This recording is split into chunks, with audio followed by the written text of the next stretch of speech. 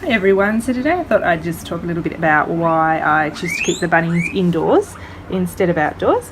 And this is just my personal opinion and what suits me and my bunnies best. So I know there's a lot of different situations out there, and I'm not saying that I believe all bunnies should be kept indoors. I know some people have some wonderful setups with big aviaries and big runs, and they provide their bunnies with blankets and straw to keep warm in winter and that sort of thing. So this is just from my perspective and on what suits me and my lifestyle and what I feel is best for my bunnies living here in Tasmania. So I first got Coco and Snowflake. They were my first bunnies, and I originally was going to have them outside. My husband has many allergies to most pet hair, and I thought bunnies would be the perfect pet because I loved animals and I've always grown up around animals, and I was under the assumption that bunnies were outdoor pets. I think, that was 10 years ago pretty much that I got Coco and Snowflake, and I think especially in Tasmania there wasn't wide knowledge on house rabbits. It was more over in England that was happening, and in Tassie here I think most people saw them as backyard pets to be kept in little hutches and just go and hold and pat every now and again, which of course I know isn't true now. So I did do some research before I got them, and I realised that small hutches aren't suitable. They need to be able to sit up on their hind legs and hop around.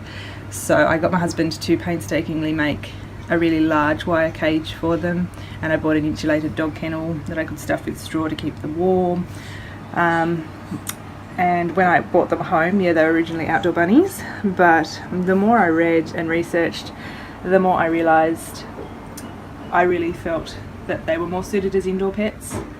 A lot of arguments online said, let your bunnies live outside. They're bunnies, they naturally live outside. Out in the wild they don't have houses that they live in, which of course they don't, but also in a way they do, because they have burrows, which our domestic pets don't have.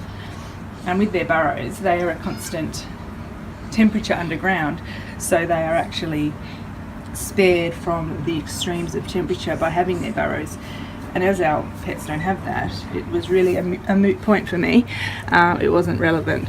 So in Tasmania we get really hot days, we get really cold days, and I just felt it wasn't appropriate for my bunnies to be out in that.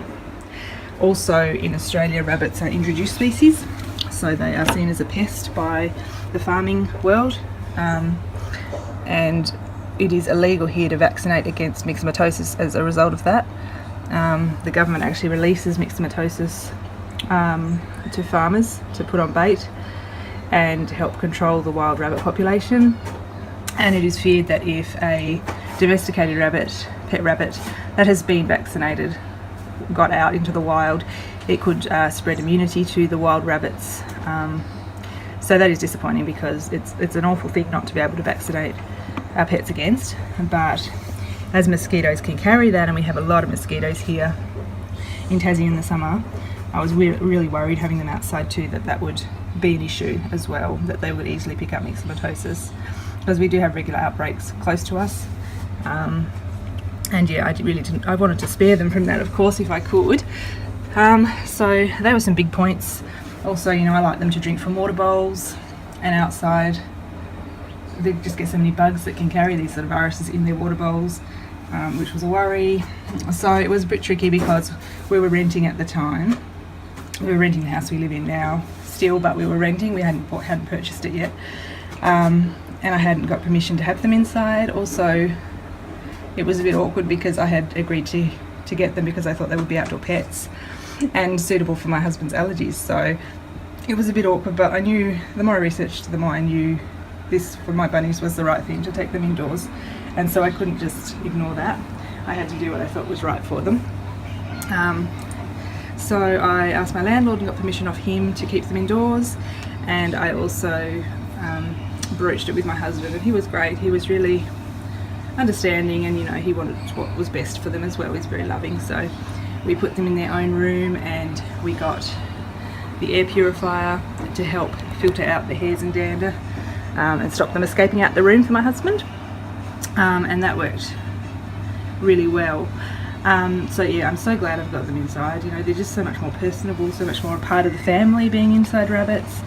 I can also pick up a lot quicker on any illnesses that they have because I'm watching them all the time and I know their normal behaviours. So if they're not as active during the day, I can think, oh, something's up, which is how I picked up on Lotus's GI stasis the other day. So to have your bunny, if you are going to bring your bunnies inside, you need to make sure you've bunny-proofed your house well beforehand so it will work, and that includes putting protective things over the power cords that you will have in your room, such as I have done here, so that the bunnies can't get to it. You still need to inspect it to make sure they haven't chewed through the protective coating, but otherwise they might electrocute themselves as they see power cords as like vines that they need to chew through, or having things like this set up here that is up off the ground where the bunnies can't reach. You do need to provide them with a rich and stimulating environment, so you need to have boxes for them to dig in, you need to have sticks and cardboard rolls for them to chew and play with, which will just discourage them from chewing your house, your skirting boards and your furniture. And it is a really wise idea to have them litter trained as quickly as you can. That is going to help keep your house very clean. Of course, you need to be prepared for some little hiccups. Like I have got some stains on my floor here from the girls when I had both the girls, Lucy and Lotus, near each other, and they were marking their territory. So if they're not spayed or neutered before you bring them into your home, or if there is unbonded bunnies next to each other, you'll get a bit of that. But I mean, that's just life. So it's a good idea just to keep that in mind and just to not be too precious about your house or too house proud. I think people that love pets though probably know that these sort of things come with the parcel of having pets. It's not a big issue. I have had skirting boards chewed and things when I first had Coco and Snowflake inside, because they were quite wild little baby bunnies, and so I did have skirting boards chewed and carpet ripped, but I just replaced the skirting boards and just covered the carpet with a rug, you know, that sort of thing. So it wasn't a big deal. It's like with kids, when you have kids, these things happen, you know, walls accidentally get texture on them, but it's just part of life, you know. It's just a house, it's not a big issue. These little guys are much more important. So the other thing with exercise with your rabbits, you know, I know a lot of people get bunnies with rather small hutches, and then they get an exercise pen that they plan to take their bunnies out in every day and let them run around. But realistically, that often doesn't happen. You know, if it gets wet or if you get busy, the bunny tends to get left out in the hutch and a bit forgotten because you either don't have time or it's not the right weather to let them out. So having them inside in their own room where they can just hop around as much as they like, especially as they're active too, first thing in the morning, you know, sort of dusk and dawn, they're crepuscular, which means they're more active dusk and dawn. So especially them being able to exercise when they want to is a great thing as well. And they do need to exercise. Like, a lot of people think bunnies are just little docile pets that sit around and don't do a great deal. I think that is becoming less of the norm, which is great, less of the, you know, normal thought process, which is great.